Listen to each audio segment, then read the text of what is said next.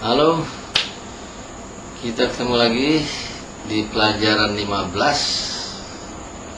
yaitu masih tentang kata sifat yang terakhir ya. Jadi pola-pola kalimat yang berhubungan dengan kata sifat ada 3 yang akan saya bahas. Yang pertama itu tentang kelihatannya.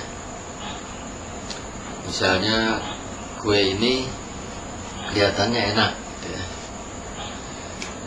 Bahasa Jepangnya jadi kita tinggal kata sifatnya itu ditambah so ya.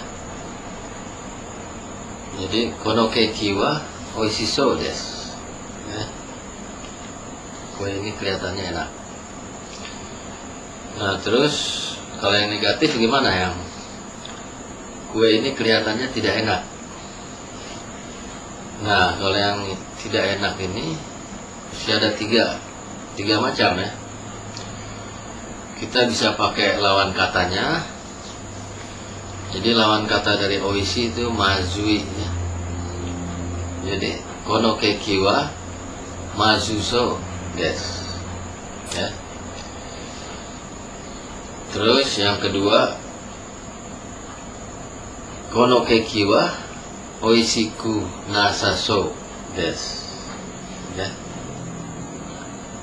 Kemudian yang ketiga kita bisa pakai juga kono keki wa oishiku nai dewa arimasen ya. Nah itu tuh yang negatif untuk kata sifat i ya. Jadi i nya dibuang ditambah so. Jadi kalau kelihatannya baru atarasi, i-nya dibuang jadi atarasi so desu. Misalnya apalagi takai, i-nya hilang, mahal ya.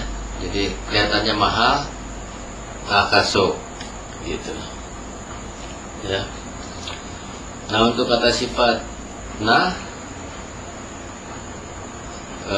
lebih sederhana ya, tinggal tambah so des atau jarimasen atau dewa arimasen ya. Jadi misalnya kelihatannya sehat, genki so. Kelihatannya praktis, genki so. Terus apa lagi?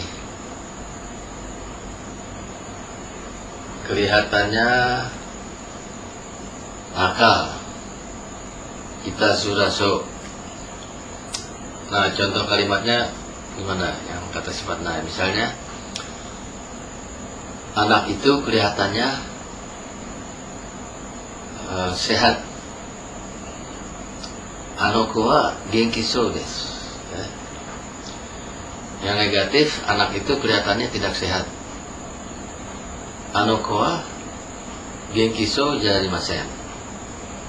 Atau kita pakai lawan katanya genki, apa tuh? Byoki ya. Sakit, sehat lawannya sakit. Jadi anoko wa byoki so desu. Gitu. Ya, jelas ya, cukup jelas ya. Nah, itu yang pertama untuk kelihatannya. Yang kedua ini untuk membandingkan. Jadi kita pakai yori, lebih. Ya misalnya daging sapi lebih enak dari daging ayam. Jadi daging sapi lebih enak dari daging ayam. Jadi yu niku wa tori niku yori oishi desu ya. Atau kita juga bisa pakai